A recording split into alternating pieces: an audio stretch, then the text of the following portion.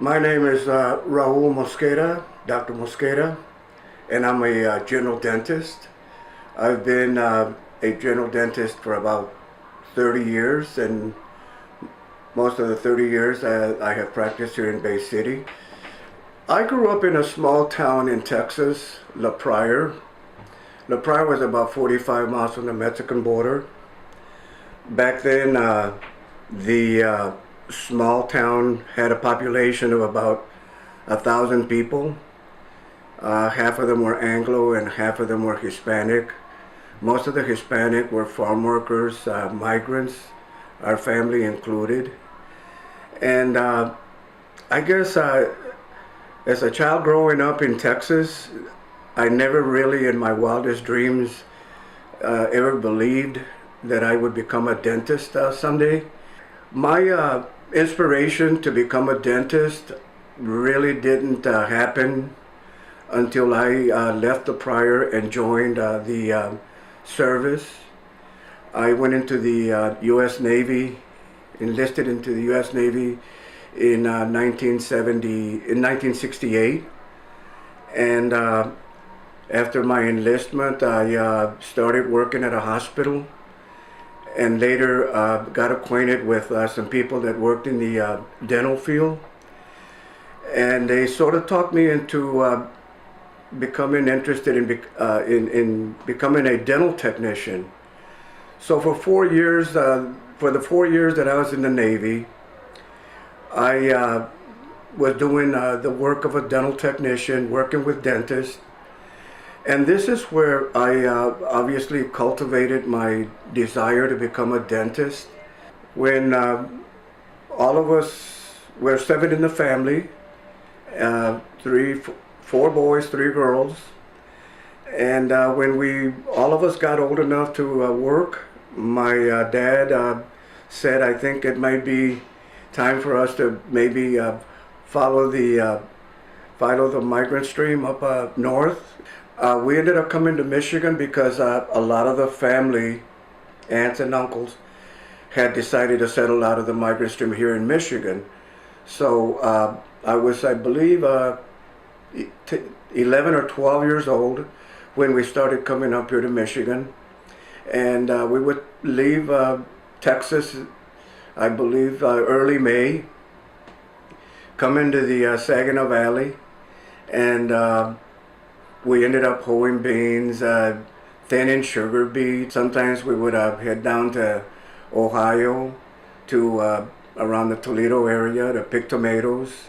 He always made sure that we would return to Texas. But we did the migrant stream, I believe, from the time that I was 12 years old until I was 18.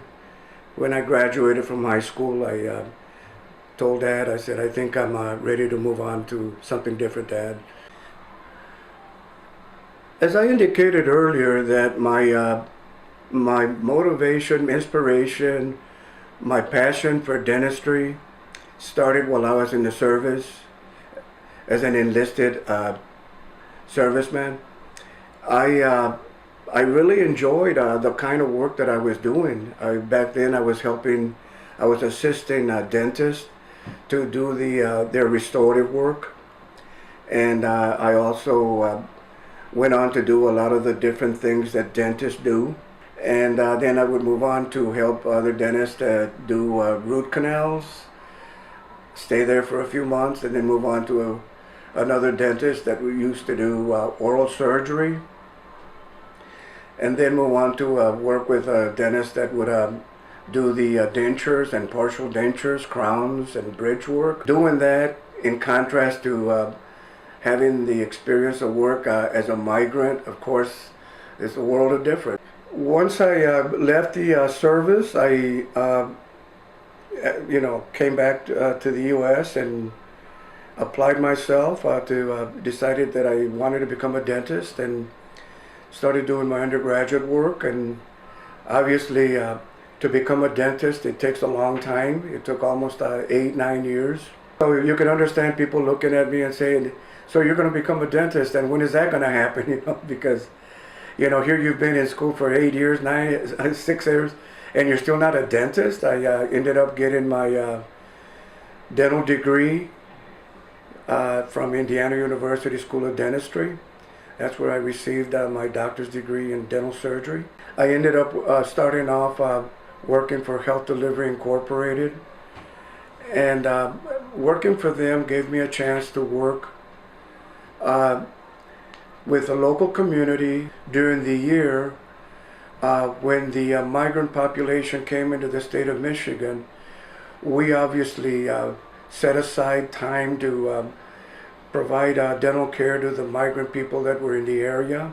Oftentimes, they had to go without it because they didn't really have the means or the access to dental care.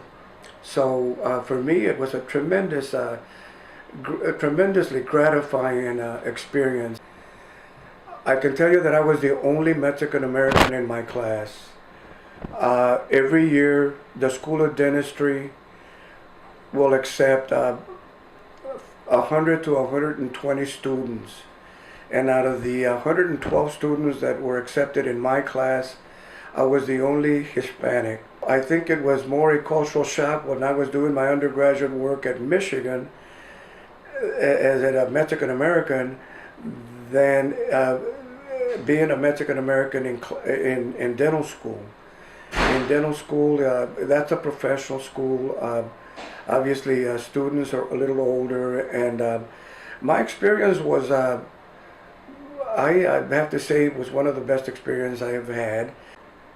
I decided to start my own practice because when you first begin to your schooling process to become a dentist, I think you begin to think that one day you want to finish up dental school, and you want to end up in your community, and you want to end up opening up your own office, being your own boss.